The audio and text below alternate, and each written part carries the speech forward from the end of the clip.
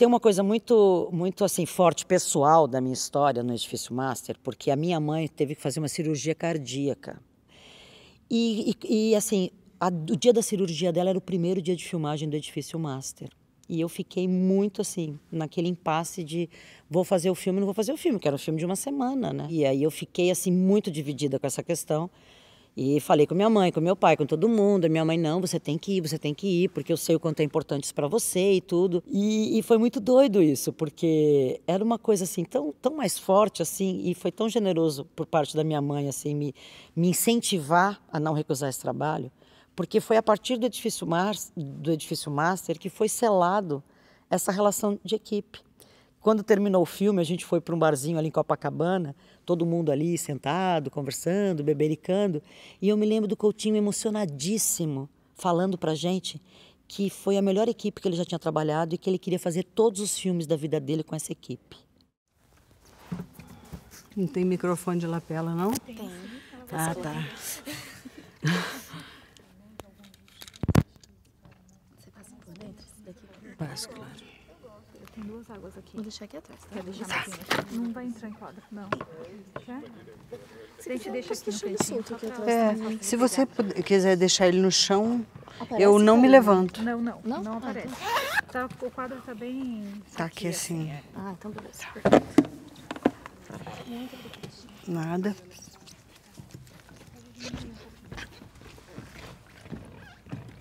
Pode deixar aqui? Tá. Pode. O Santo Forte foi o primeiro filme em que eu colaborei com ele. Até então, a gente tinha feito coisas, vídeos institucionais, coisas pequenas, né?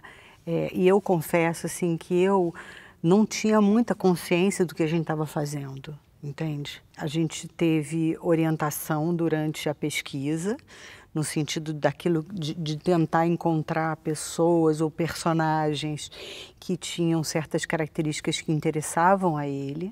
E aí eu trabalhei com a Patrícia Guimarães nesse sentido, né, buscando esses personagens. Mas eu me lembro, quando a gente começou a filmar, eu me lembro claramente do momento em que eu me dei conta do que estava acontecendo, porque as entrevistas eram longas, eu fazia a segunda câmera, eu era assistente de direção, mas fazia a segunda câmera também, e vi que aquilo... grande parte, ou a maioria das coisas que a gente filmava, eram pessoas falando. E me lembro que, quando assisti o primeiro corte do filme, tive um impacto com aquilo. Porque eu acho que eu não imaginava que fosse possível fazer um filme com pessoas falando, ainda que seja muito comum, de certo modo, o uso da entrevista. Mas a questão é que não é uma entrevista qualquer. Ele não está ali para obter uma informação. Eu acho que eu pude perceber naquele momento, lá atrás, que a entrevista que ele troca de nome por conversa filmada, ela é, na verdade, uma experiência. É algo que se dá entre, né? E então, não se trata, como na entrevista do jornalismo, por exemplo, de obter informação, mas de fazer uma experiência, né? Uma experiência que inclui certa informação, mas que tem que ver com as subjetividades dos sujeitos e a maneira como eles organizam as experiências em significados próprios. A senhora teve uma outra vida, assim, alguma coisa na antiguidade? Como é que conta para mim? Eu procurei saber. Porque uma coisa que me preocupou muito foi uma vez aqui, só que era barraco de tauba naquela época, que eu lutei para fazer assim, de tijolo, né? Então eu estava arrumando umas florzinhas numa mesinha que eu tinha, numa salinha, e conversando com uma senhora que chama-se Marta. Ela até agora não mora aqui não. E eu ajeitando assim, conversando com ela, que quando eu virei para ver ela estava espantada me olhando. Eu fui perguntar, o que foi, Marta? Você está me olhando tão espantada assim, mas eu não vi a senhora, dona Tereza. Eu vi uma rainha. E eu falei, rainha? Você está brincando? Ela disse assim, vi. A senhora eu não vi, eu vi uma rainha. A senhora já foi rainha, dona Tereza, em outras vidas? Eu digo, isso aí eu não sei. A minha experiência do Santo Forte foi um pouco diferente das outras, porque realmente era a primeira minha. Eu, hoje, pensando retroativamente, acho que eu não tinha noção do tamanho do Coutinho. Eu tinha uma intuição que me levava a ele, que me mantinha muito conectada a ele, mas eu não tinha uma coisa que eu fui percebendo e construindo depois, essa percepção da enormidade que era aquela pessoa, né? Então, foi uma montagem que teve uma leveza, porque eu não estava lidando com alguém que era muito grande para mim. Era alguém com quem eu reclamava, eu implicava, eu brigava. Mas, ao mesmo tempo, era alguém que me ofereceu um espaço de liberdade enorme, né? Então, aquele filme, a gente fazia regras e desfazia. Ele é fruto de uma possibilidade de liberdade muito grande, num momento em que eu acho que o Coutinho estava reabrindo os caminhos dele no cinema, era um pouco valia tudo. E para mim, que estava começando no cinema, né, também valia tudo, por motivos diferentes, talvez meu, muito mais por ignorância e por juventude, sei lá. Então, o Santo Forte foi isso, foi um encontro criativo e louco, que depois gerou outras coisas de outras maneiras. O Coutinho era muito parceiro das equipes, assim, tanto que cada personagem que a equipe, por exemplo, de pesquisa filmava, a equipe filmava um pouquinho daquela pessoa, ele queria que filmasse o olho da pessoa, fazia poucas perguntas e preenchia uma ficha de personagem. Cada personagem era discutido não só com essa pessoa que fez a pesquisa, mas com a equipe toda. Ele tinha um diálogo muito grande com a equipe, ele trabalhava com a equipe, né? Tanto que ele manteve, né, muitas pessoas durante muitos filmes, porque ele tinha essa cumplicidade com a equipe. O Coutinho era muito generoso nesse sentido, a gente aprendeu muito com ele, porque ele dividia muito as angústias dele. Ele tinha muitas angústias, né? A escolha dos personagens, principalmente para ele, era uma questão de vida ou morte. E ali ele tinha essa escuta, não só com relação aos personagens, mas com relação à equipe, ele escutava todo mundo. No momento que eu estava filmando, ele não via absolutamente nada do que eu estava fazendo.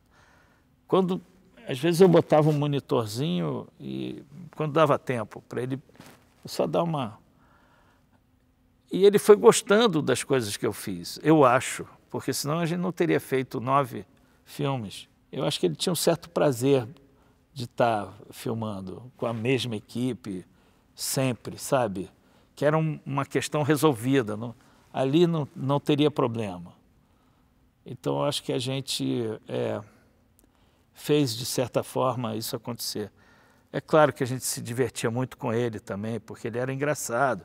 Essa coisa dele cair, de se levantar e puta que pariu e tal, a gente achava graça. Claro, às vezes ele se machucava, ninguém queria que ele se machucasse, mas o jeito que ele fazia as coisas, ele tinha esse lado teatral também, que fazia a gente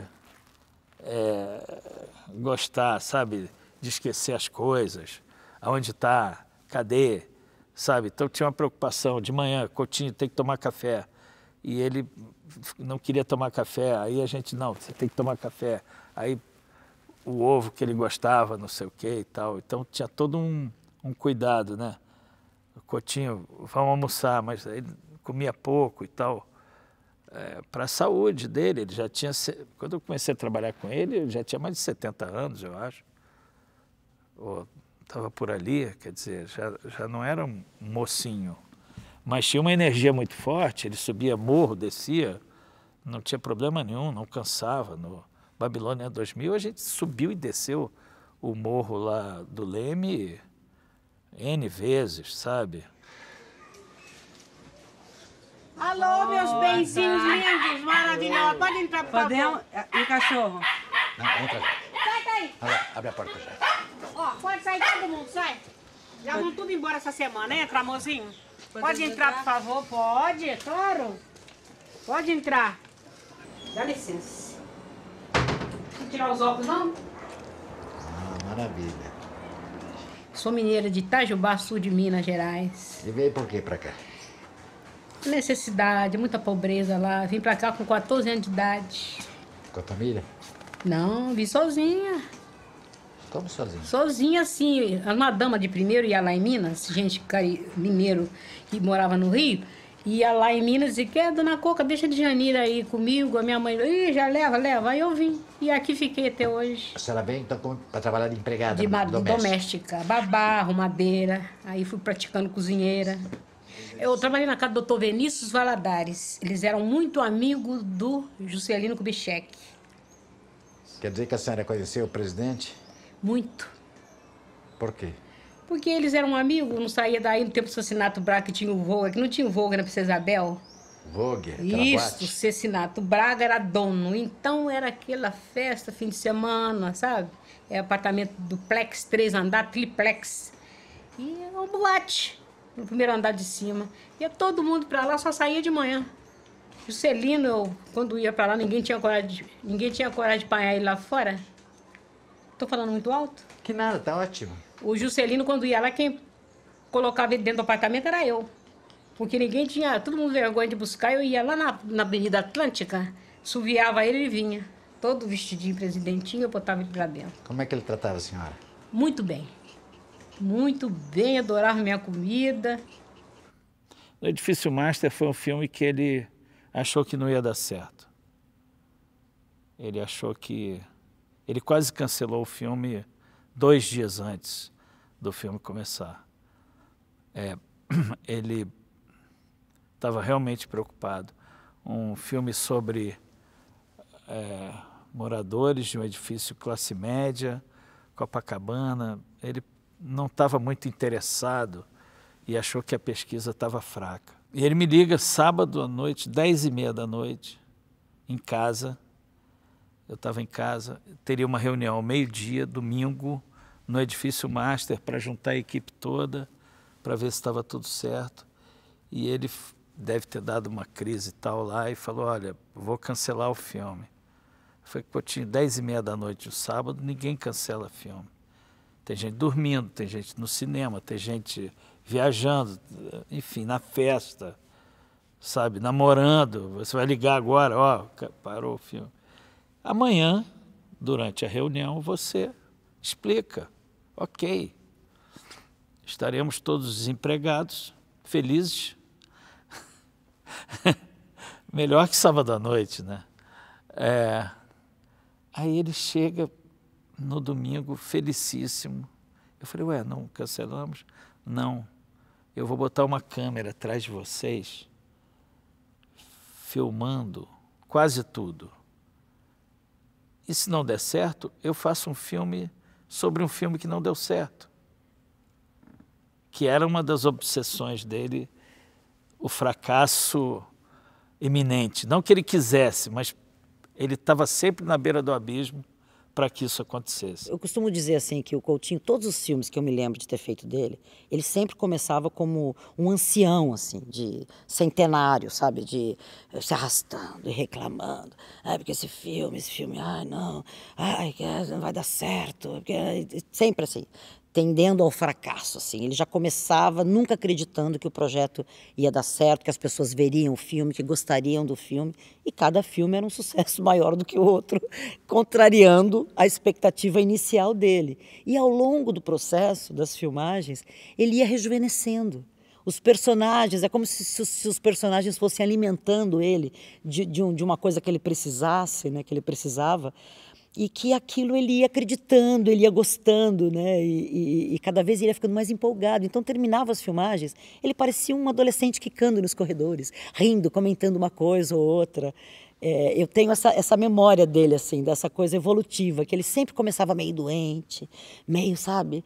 E aí, ao longo do processo, ele parecia que ia tomando um elixir, assim, da juventude, e aquilo ia fazendo um bem para ele, assim, que quando terminava era uma felicidade absoluta, assim.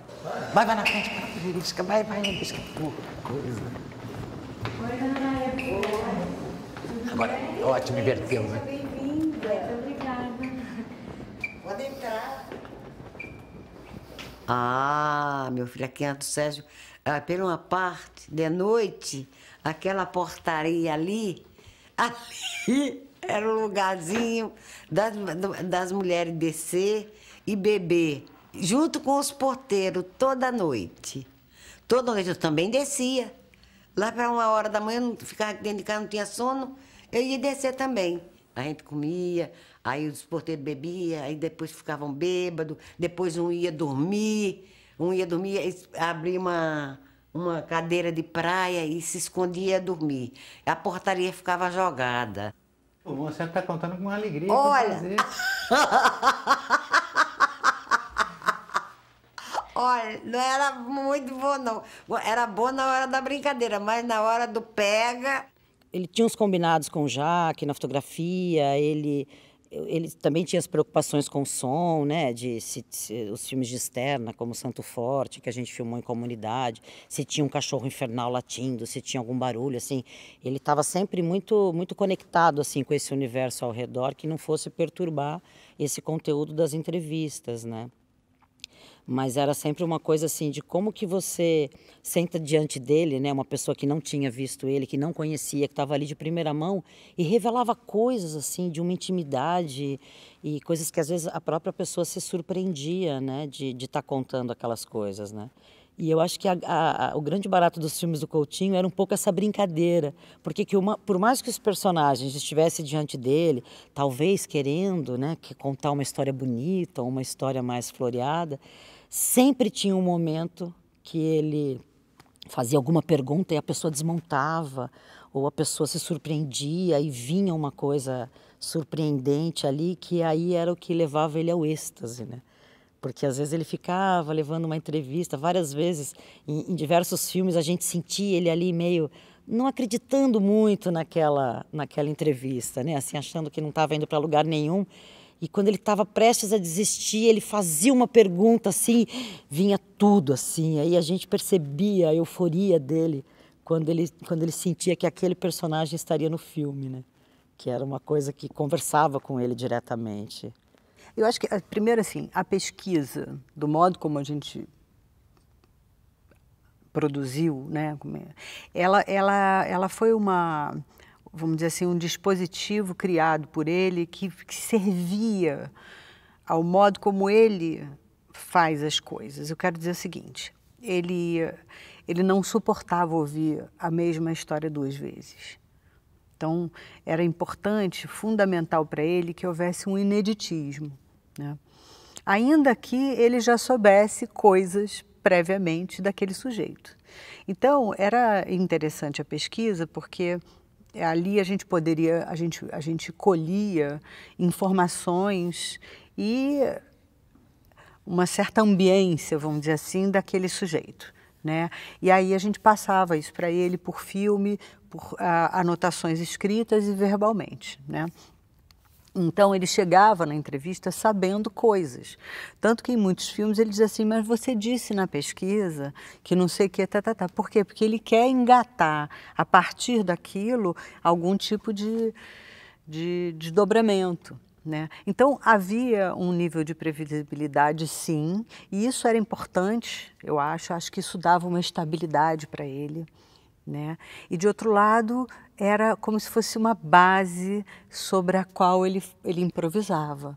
Então a gente acho que era tudo junto, sabe? O momento da gravação do Coutinho era uma coisa praticamente, era como se fosse aquilo ali fosse um ritual sagrado, não é?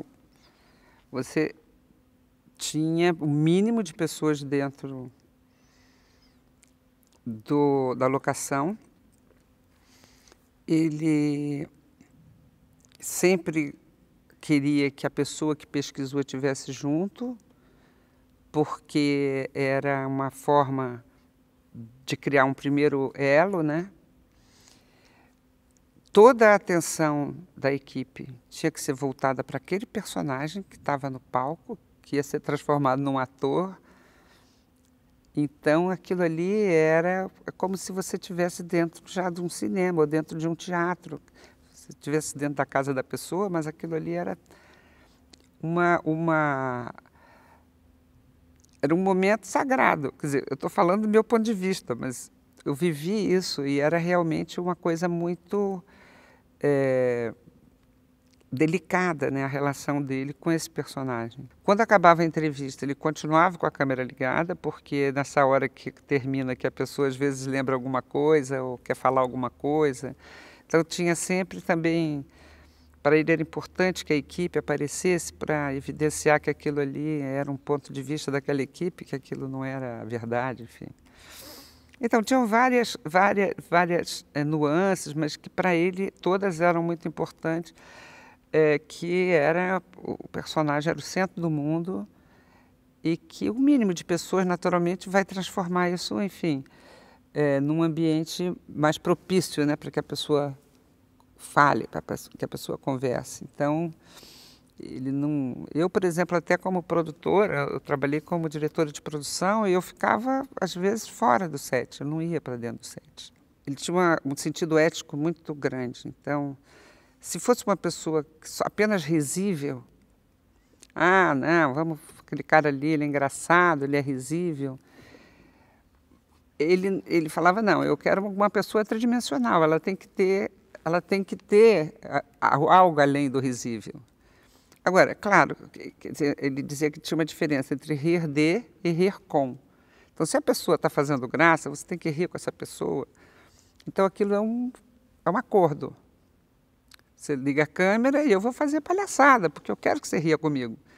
Ou então eu vou falar coisas, né, que te levam a rir. Agora, eu não vou rir da sua cara, eu não vou ridicularizar alguém. Então ele tinha muito esse sentido, a questão do documentário é uma questão da ética também, né?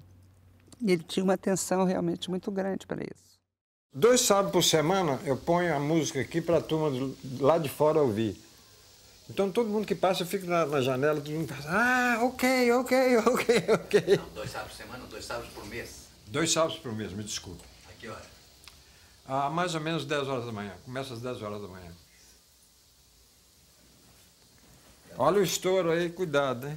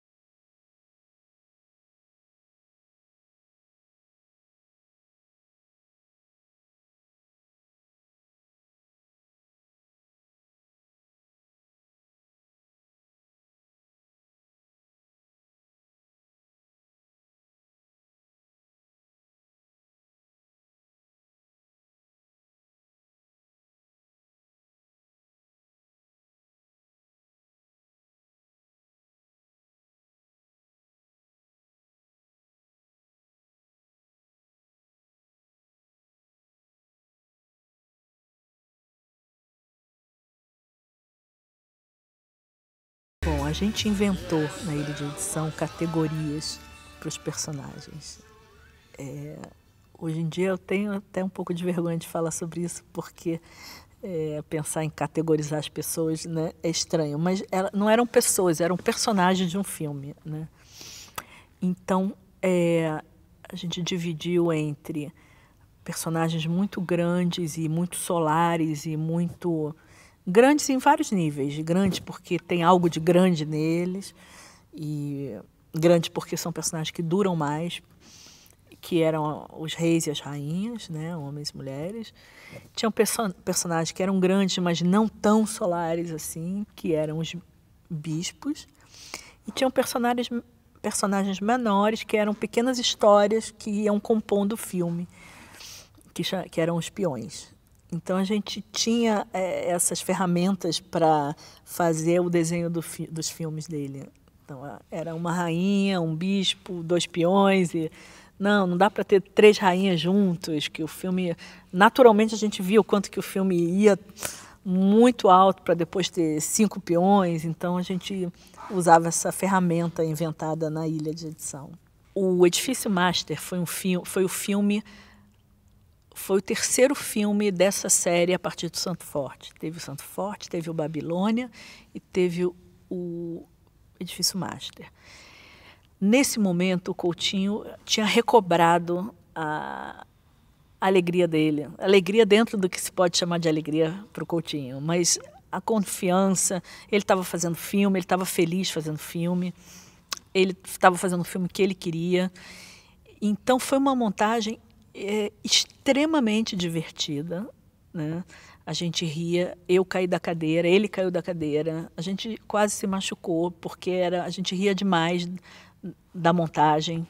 Foi uma montagem muito leve, muito solta, e existe algo nesse filme que transparece isso que a gente viveu na ilha, que está impresso no filme. Eu nem sei te dizer por onde, mas eu sei que quando as pessoas veem isso, eu reconheço nelas um sentimento que eu tive quando eu estava trabalhando com ele nesse filme. E eu me lembro que no Edifício Master tem aquela personagem, que acho que o pai é alemão, que ela tinha filho, que foi mandado embora da casa, eu esqueci o nome dela, mas que ela comenta essa invasão do som nos apartamentos.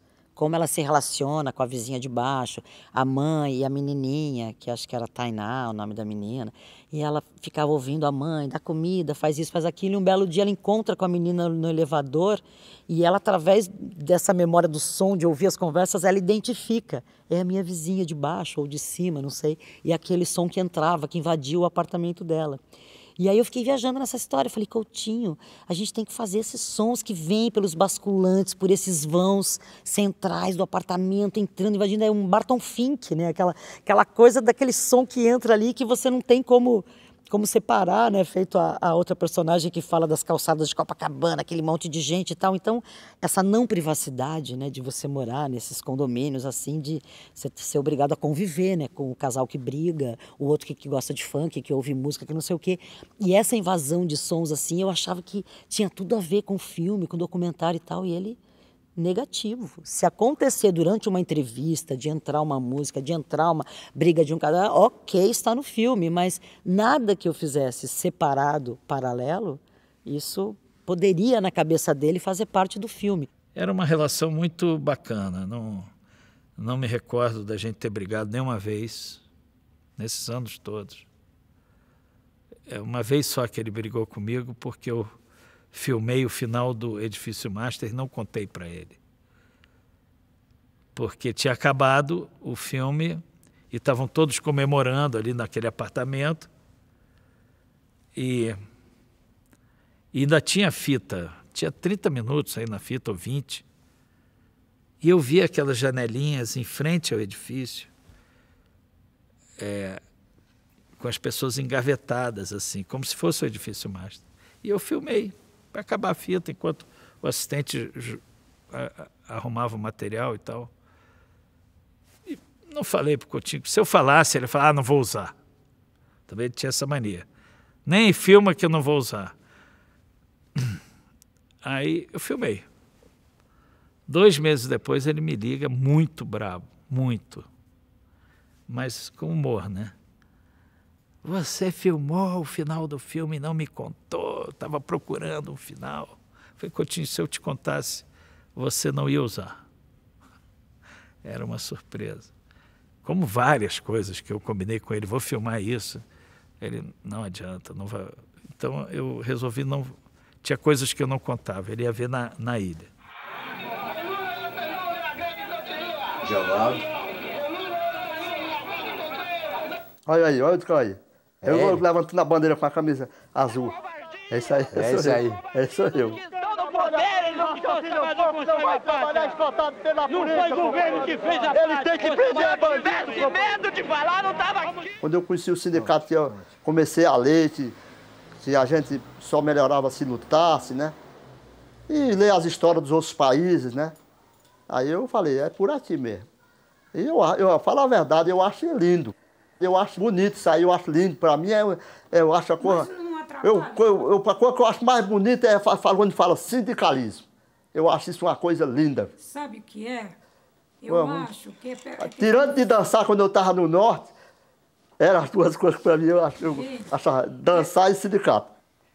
A senhora acha que ele fazer política toda, a senhora acha ruim, acha o quê? Só a voz. Eu respeito, porque a gente tem que respeitar todas as pessoas, né? Agora, não concordo. Mas a senhora não brigava com ele? É só a voz. Não, eu também não adiantava brigar. Eu acho que o problema dele é ideal. idealiza isso, né? E eu acho que não é por aí a vida. Mas a greve assim era sem partido, era mais justiça, não é isso? É porque naquele tempo eu não tinha muito conhecimento que nem eu tenho hoje. Hoje eu tenho conhecimento da verdade. Qual é? É Deus. Eu acho que nós casamos por amor. Por amor. Então, eu acho que o amor vence. Só o amor vence as dificuldades. Porque daí vem o amor, depois vem a amizade, vem o companheirismo, aí vem até a costuma, né? Vem muita coisa junto, né? Aí a gente vai aprendendo cada dia, 40 anos. Tá certo o que ela disse? Tá certo. Tem um personagem que era o João Chapéu, que foi lindo, porque a gente foi para São Bernardo, ficamos lá fazendo peões. Ele falou para o Coutinho assim, estava na casa dele, ele falou, pois é, Coutinho, eu tinha um filho, já morreu, que o maior orgulho do meu filho era quando passava um caminhão, um Scania, ele falava, tá vendo, uma peça daquele Scania foi o meu pai que fez. Aí teve a greve, eu fui despedido. E eu não tive coragem de contar para o meu filho. Aí o João começou a falar isso, aí o Coutinho começou a chorar. A equipe toda começou a chorar. Foi uma coisa tão forte aquilo ali, mas era uma coisa tão bonita, tão potente aquele momento, né? Que o seu João Chapéu pôde contar essa história, né? A equipe é uma espécie de organismo vivo e a gente sente junto, a gente vive aquilo. Então, eu acho que todos nós nos, vamos dizer, encantávamos por pessoas e, de alguma maneira, um ambiente propício se criava para aqueles encontros poderem acontecer, né? Ele dizia um interesse por aquilo que ele não era. Ele não era mulher, ele não era negro, ele não era pobre, ele não era gay. Então isso, ele se encontrava naquilo que ele não era, me entende? Era bonito isso, porque eu acho que isso produzia nele um interesse pela vida, né? A diferença. É muito comum as pessoas dizerem que o Coutinho sabia escutar, né? É a frase mais comum. Se você for escolher uma frase que todo mundo um pouco fala sobre ele, é isso. A escuta do Coutinho. E eu tenho uma visão pessoal sobre isso, baseada no que eu vi de tanto material bruto dele durante tantos anos, que eu tinha a sensação que o Coutinho, ele não veio com manual de instrução. Na vida pequena da gente, na relação com os amores, com o ser pai, com o ser filho, com o ser amigo, com o ser profissional, com o ser empregador, empregado, enfim, essas relações que a gente vive normalmente no nosso dia, a impressão que eu tinha que ele não dominava isso. E quando ele entrevistava as pessoas, eu sentia que ele escutava, claro que ele tinha uma escuta linda, mas que ele tinha como que um desejo real de aprender com o outro esse manual, entende? Então, quando ele perguntava as coisas mais básicas, mas o seu marido tem ciúme de você, como que você faz, como que ele faz, o seu filho briga com você, como que você lida com isso? Ele tinha um desejo de entender a vida através daquela pessoa, de dizer, como é que você faz? Me ajuda. E, de alguma maneira, eu sentia que as pessoas sentiam esse compromisso com eles, se comprometiam com esse manual. E quando elas davam mesmo, porque tinha uma pessoa ali que queria mesmo aquilo. Não é só que ele queria arrancar uma fala bacana, inteligente, divertida, dramática, para botar no filme dele, para o filme dele ficar bom. Ele ali, ele estava inteiro dizendo, como que você faz? Me ajuda, me ensina, eu quero ver como que você faz a sua vida, eu quero pegar um pouquinho disso, da sua sabedoria para mim. Então, esse compromisso dessa sabedoria que a pessoa tinha para compartilhar com ele, fazia com que as pessoas dessem tudo que a gente sabe que elas deram. Essa é a minha visão. Tem um filme que eu gosto muito, que se chama Fim ao Princípio, que foi O filme Princípio foi depois do Peões? Foi antes do Jogo de Cena? Não, foi depois do Jogo de Cena. Não me lembro agora. Bom, o filme Princípio foi um filme desafio. Esse foi desafio total. Primeiro que a gente foi para Paraíba, a gente não sabia aonde a gente ia filmar e o quê. Eu perguntei, Coutinho, me fala alguma coisa desse filme, até para eu poder levar equipamento, né? Que lente, que... Ele me falou o seguinte, eu vejo uma velha e um pilão. Eu falei assim, o que é isto? O que tem a velha e o pilão? Não, eu vejo uma velha e um pilão. Ah, vamos filmar à noite, de dia? Como é que é? Não sei. Leva o que você achar bom aí. Lá a gente vê. E a gente atravessou a Paraíba e foi parar numa cidade que ele tinha passado há não sei quantos anos atrás. E aí o Coutinho descobre esse filme, ali com os velhos, que tinham tudo a ver com aquela região e tal. E ele encontra, para mim, o melhor personagem, o maior personagem da vida dele. Fora, claro, o Cabra Marcado, que é uma outra história, né, mas vamos chamar da segunda fase, que é a Dona Mariquinha. Foi um encanto, né, a Dona Mariquinha, porque... Bom, e ali a gente entrava naquelas casas, sem saber o que ia encontrar, as casas normalmente muito escuras, e o Ivanildo iluminava por fora com isopor. Incrível, porque de repente eu estava com a Dona Mariquinha aqui, eu falei, cara, não tem luz, de repente, pum! Ivanildo, maravilhoso, com isoporzinho, e era só o que a gente tinha, porque não dava para parar, botar iluminar a Dona Mariquinha, ia perder totalmente o encanto, sabe? E o Coutinho e a Dona Mariquinha ficaram muito, muito amigos. Foi uma coisa de encanto dos dois mesmo. Foi bem legal ter visto isso acontecer, sabe? Eu queria conversar com a senhora um pouquinho. A senhora pode conversar? Posso, minha, eu posso demais. A senhora está bem? Não vai. Tá boa. Olha, Mariquinha, esse aqui é seu Coutinho, o nome dele, seu Eduardo Coutinho. Esse pessoal aqui que trabalha com ele é o Jaque, o Bruno. E tem umas meninas ali, uns rapazes, que também trabalham com eles. Ele trabalha com cinema. E daí eles vieram fazer um filme aqui no Araçás, conhecendo um pouco da história do povo do sertão. E a gente veio na casa da senhora porque a senhora é uma figura importante na comunidade. É mesmo. Uma obra dessa, uma véia caduca como eu. Não, porque a senhora senta aqui? Então eu me assento aqui, meu filho, porque eu estou doente, né? Aí eu boto as cadeiras aí, na cadeira. Eu acho que os processos de preparação do filme sempre foram muito angustiantes. E eu não sei se para alguém não é, mas no caso dele sempre foram.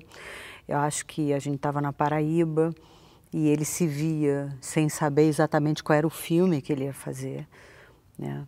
E eu acho que isso produziu ali um nível de angústia que levou ele a passar muito mal. Eu me lembro da gente na casa de uma família, ele não teve tempo de... Enfim, ele passou muito mal. E aí, então, ele foi levado, foi trazido de volta para o Rio de Janeiro.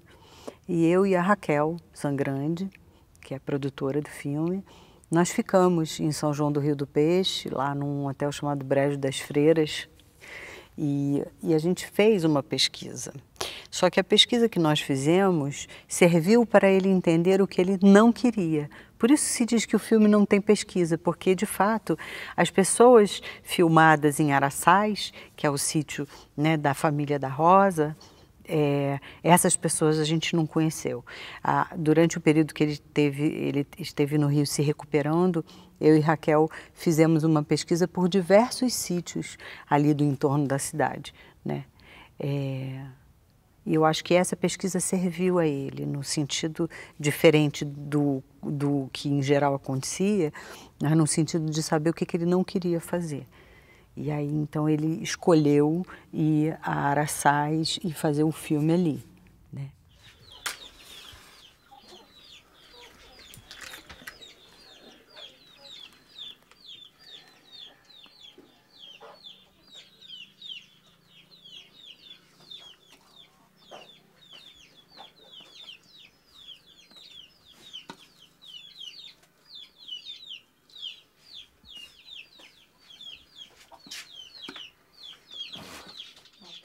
Vamos pra sala, não? Vamos. Sentar, né?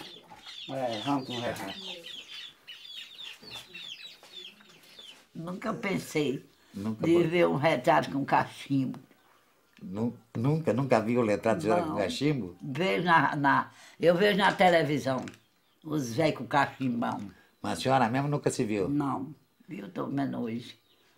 Não tá bonita? Tá jóia e carinho. E no dia do aposento, que a senhora aparecer bem, a aposentadoria é o dia bom para a senhora, porque daí é bom. Tem crédito. O que quer dizer isso? Hã? Conta. É a birita? É a cachaça, não? É? Vai dormir 6 da manhã, não? Bebo uma lapada. Bom, 8 com 8, eu bebo um 8 aí, faço minhas feiras, pago quem eu devo e venho embora. Daí come e bebe bem. Aí chega em casa que eu bebo. E come também. Aí boto carne no fogo, aí vou comer, vou na minha rede, vou dormir. Pronto, o que foi que houve? Nada, eu não devo. Daí pode dormir bem tarde. Mas, ó. O pessoal de Araçás gosta da senhora? Pouca gente. Não gosta? É, porque eu também sou nojenta. O que quer dizer nojenta? Porque eu não gosto de adular. Nojenta é quem adula, é isso? É, gente adulador que é chaleira. Eu não gosto de adular ninguém. Gosto de quem gostar.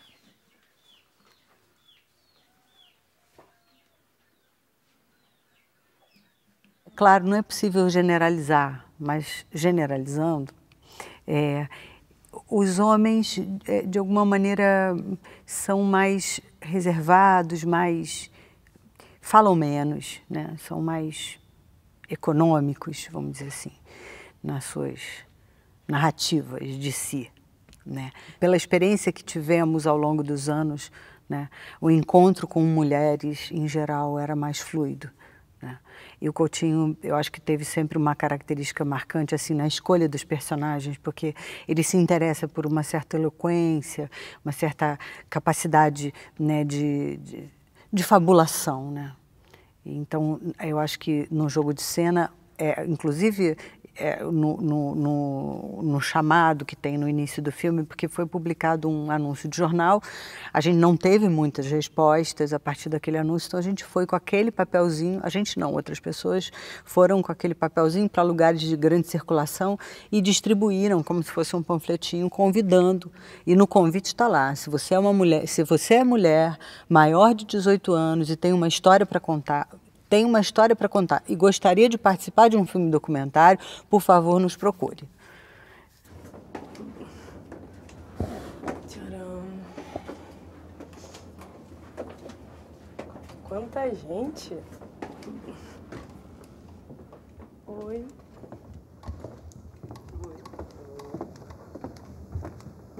Muita gente. Tudo bem? Tudo. Muita gente. Ninguém disse essa frase ainda, porque... Oi. Nossa, quanta gente, hein? Quanta gente. Você fez igualzinho como ela, que começou do começo. Ué, não é isso? Hã? Não é isso? Pode ser. É que isso tinha uma surpresa nela, assim, de ter tanta gente, né? Pois pra ouvir ela. Como vai, tudo bem? Parece que a gente não se viu, então, né? É mentira, né? Jogo de Cena foi o primeiro filme que ele trabalhou nessa série, né? Ele fez ficção antes, mas no Jogo de Cena foi onde ele começou a instalar a mistura da ficção, né? Foi a primeira vez que ele pôs em prática esse desejo do qual ele já falava. E uma das coisas que foi interessante na montagem é que ficou muito claro que tudo bem que a atriz está fazendo o papel daquela outra Dona Maria lá, mas que o Coutinho estava fazendo o papel daquele outro Coutinho, entendeu? Que foi uma coisa que a gente percebeu no material bruto, que ele era também o personagem, né? E que ele tinha que representar o papel de diretor. E nesse sentido, a Cristiana Grumbach fez muito esse apoio para ele, que ela foi dizendo para ele as falas dele. Porque, em última análise, ele tinha que atuar falando as coisas que ele já perguntou para as pessoas verdadeiras. Então foi muito interessante na montagem ver o aparecimento desse personagem Coutinho, entendeu? Desse personagem, o diretor que está entrevistando essas pessoas. Eu tenho pavio curto, mas eu também sou legal. Você chora fácil? Choro. Choro fácil. Me diga, no teste você falou num filme Procurando Nemo. Procurando Nemo é um filme que eu gosto. Choro muito quando penso nele. O senhor não gosta desse filme? Não, eu não vi, mas por acaso. Porque o senhor não gosta de coisas americanas, né? O senhor Não é isso, não. É meio comunista, né? Não, é que eu fumo demais. Fuma? Mas olha, e como é a história desse filme? Durante a montagem tinha muitos embates diários, horários, minutais, segundais, sim. E a gente ia negociando o tempo todo. E quando a gente chegava no próximo filme, quando terminava essa montagem, eu tinha batalhas perdidas, ele tinha batalhas perdidas. Inclusive, era muito interessante que ele, como diretor, teria a palavra final, né? O filme é dele, o filme é de um diretor, o filme nunca é de um montador. E ele topava considerar uma batalha perdida, coisa que é muito difícil no trabalho de montagem. Em geral, a palavra final é do diretor, paciência, né? A gente argumenta, luta pelo que a gente acredita, mas a palavra final é do diretor.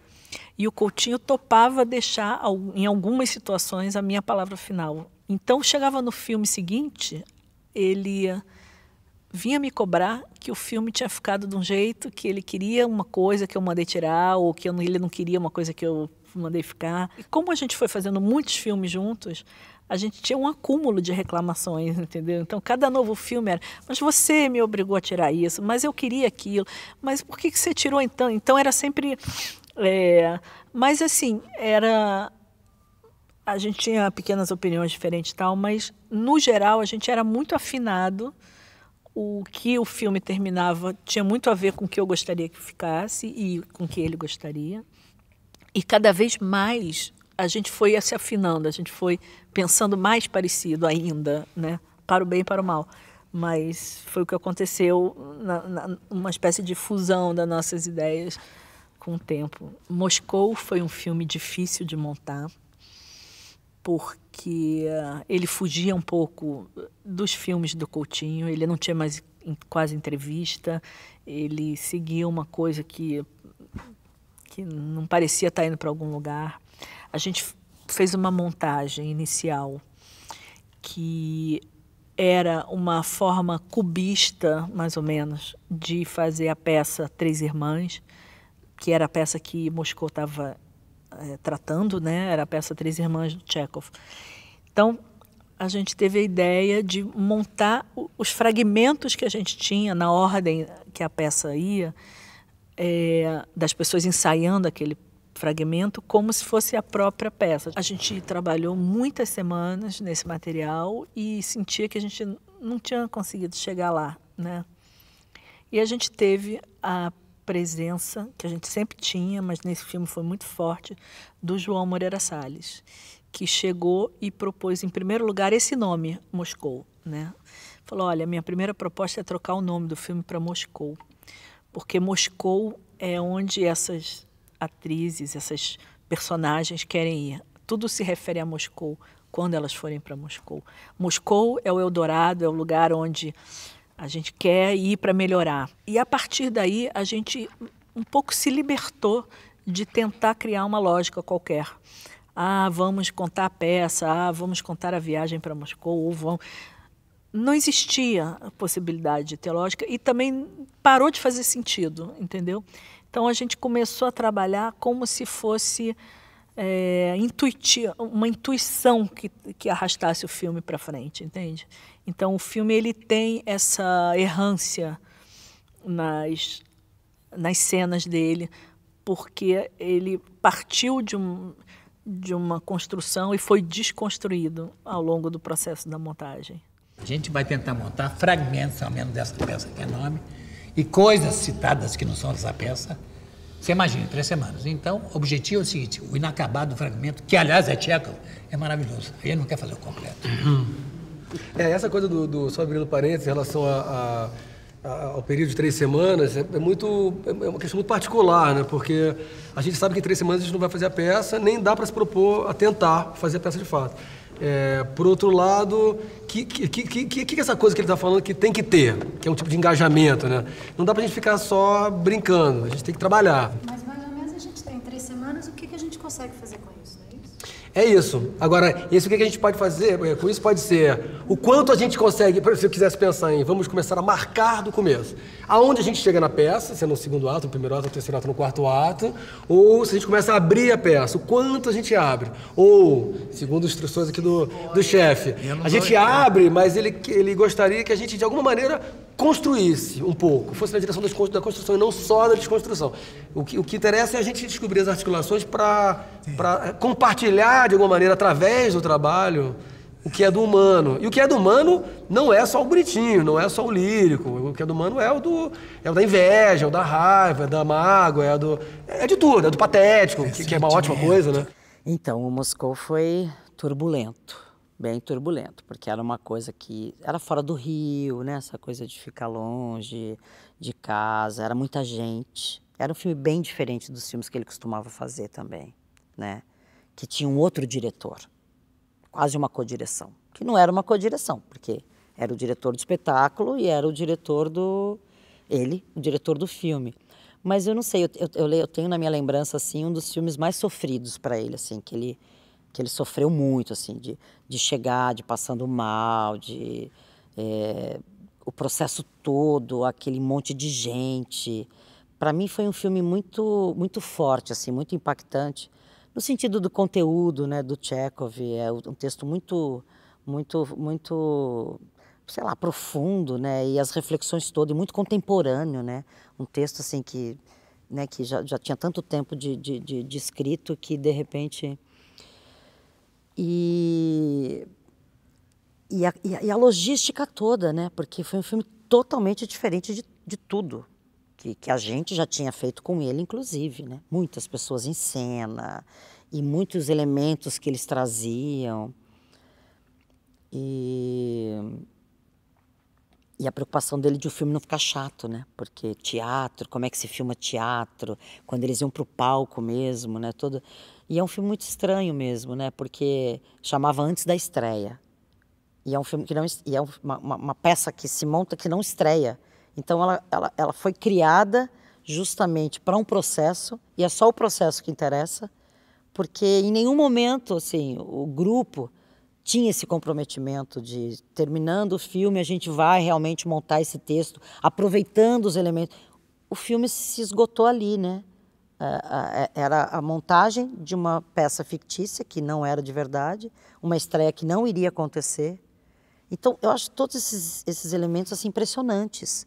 Tem muita gente, assim, amigos que são fãs do Coutinho, do cinema dele e tudo, que viram Moscou e falavam, não gosta do filme, não sei o quê. E eu não entendia, porque eu acho o filme muito bom e muito complexo mesmo, dentro de toda essa estrutura totalmente diferente, né, do que era. Porque, pelas coisas todas que traz, aquela coisa que começa na salinha de lanche, ali no refeitório, e que vai terminar lá na coxia, no 3º andar, os caras lá no meio das cordas, sabe? E como todos os diálogos ali são tão impressionantes e tão amarrados, tudo que traz, né? Mexe com a gente demais, né? Um filme como Moscou, assim, o próprio texto, né? A maneira como conversa com a gente, e o próprio processo ali de um grupo, a história familiar do grupo, né? Casado entre si, toda Enfim, eu gosto muito de Moscou. Eu gosto muito, assim, eu não concordo com os fãs que acham que é o filme que destoa da obra dele. Pelo contrário, assim, eu acho que ele abre uma outra janela dentro do filme do Coutinho. Quando o papai era vivo, isso aqui era cheio de gente, militares, gente nobre, interessante, elevada. Hoje não é a mesma coisa. Entendo. Não tem nada de hoje, não é mais a mesma coisa. Nossa, quando eu tinha 18 anos, me casava com uma professora. Eu tinha medo dele, eu achava ele inteligente, profundo, sábio. Hoje não é mais a mesma coisa. Claro, tudo muda. Eu não estou falando exatamente do meu marido. Eu já me acostumei com ele. Estou falando de civis, sabe? Gente rude, grossa, sem educação. Para mim... Burrice me atinge fisicamente. Para mim é tudo a mesma coisa, civil, militar, pelo menos aqui nessa cidade.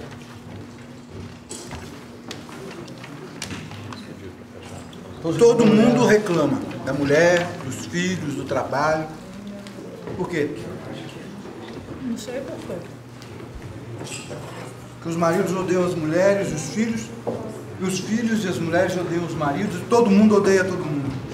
Nossa senhora, você não está nos seus melhores dias. Uma coisa que você não falou muito foi do Canções, né? A gente não entrou no Canções aqui, mas a gente não entrou.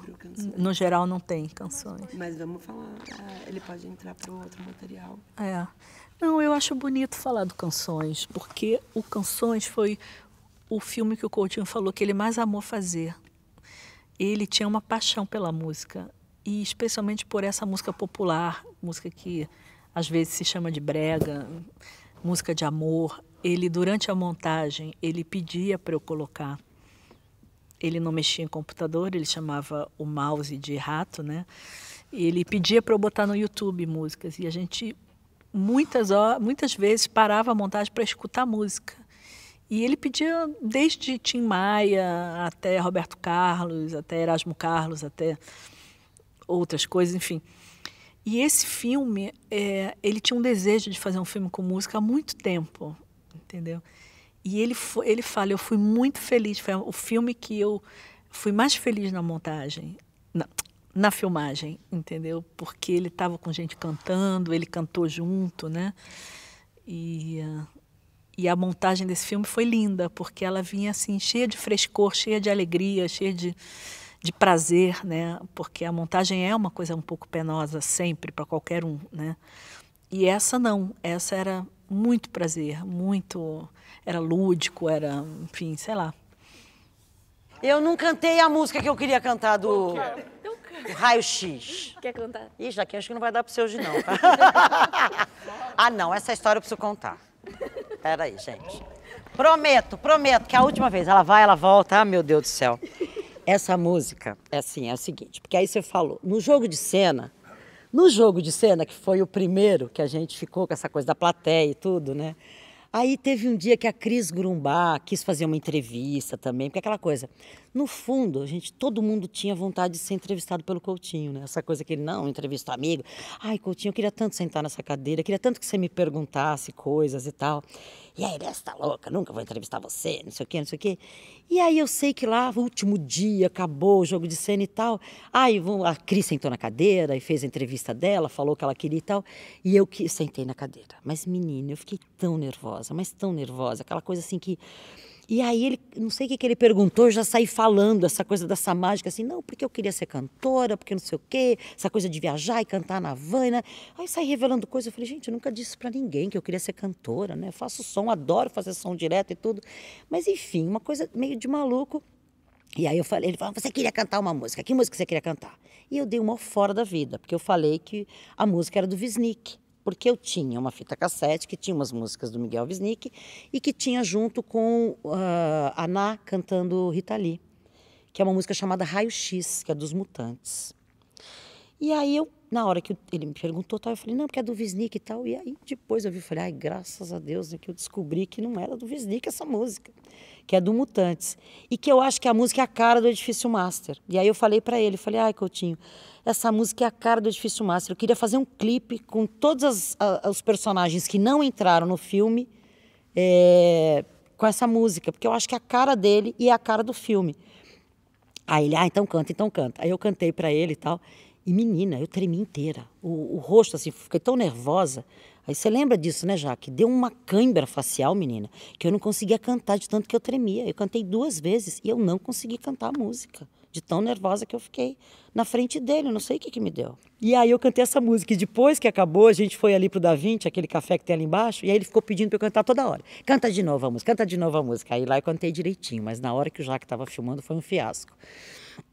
E que eu acho a cara do Edifício Master. Então eu vou cantar agora direitinho. A música é assim. Foco o binóculo sobre o nariz, entro nos apartamentos com olhos de raio-x.